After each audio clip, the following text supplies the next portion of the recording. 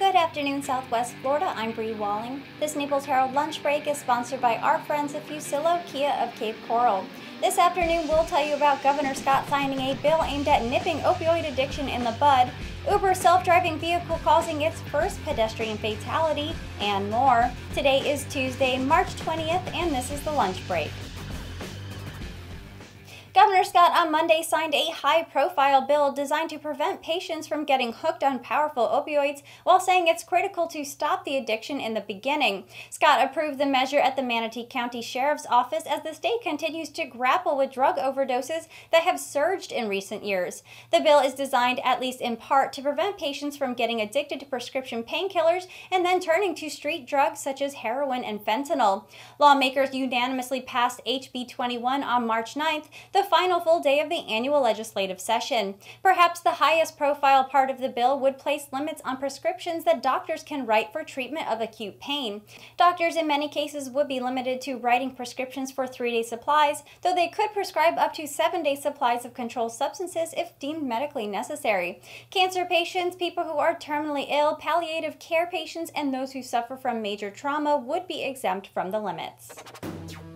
A Trump-affiliated firm under scrutiny for inappropriately obtaining data on tens of millions of Facebook users created profiling algorithms that took fake news to the next level, a former employee said. Chris Wiley said the firm Cambridge Analytica secured personal data in order to learn about individuals and then used it to create an information cocoon to change their perceptions. In an interview Monday on NBC's Today, Wiley said Cambridge Analytica aimed to explore mental vulnerabilities of people. He said the firm works on creating a web of disinformation online so people start going down the rabbit hole and believing things happened that hadn't. Late Friday, Facebook said it would ban Cambridge Analytica, saying the company inappropriately obtained information from 270,000 people who downloaded a purported research app described as a personality test. Facebook first learned of the breach more than 2 years ago, but hasn't disclosed it until now. The developments are the latest to show how people try to exploit Facebook in ways that could sway elections and in the worst cases, even undermine democracy. Wiley also claimed Cambridge Analytica used the data it had while speaking with Russian businesses. Cambridge Analytica has denied wrongdoing and said it deleted all information it received from a contractor after learning the data had been obtained in violation of Facebook policies. A self-driving Uber vehicle struck and killed a pedestrian in a Phoenix suburb in the first fatality involving a fully autonomous test vehicle, prompting the ride-hailing company Monday to suspend all road testing of such autos in the U.S. and Canada. Depending on who was found to be at fault, the accident could have far-reaching consequences for the development of self-driving vehicles, which have been billed as potentially safer than human drivers. The Volvo was in self-driving mode with the human operator behind the wheel on Sunday when a woman walking outside the crosswalk was hit.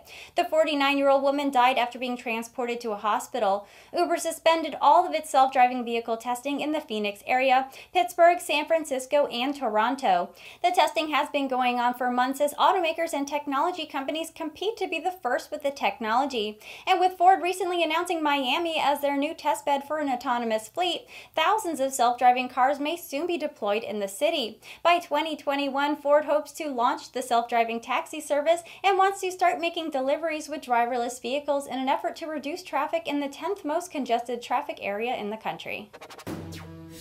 And that was the lunch break for today. I'm Bri Walling. For your twice daily news fix, head over to the Naples Herald YouTube channel and subscribe. Leave us a comment to let us know your thoughts on the news or what you would like to hear about. The lunch break airs Monday through Friday at 12 p.m. right here at naplesherald.com. And don't forget to check out our morning report that also airs Monday through Friday at 9 a.m. Thank you for watching. We'll see you tomorrow.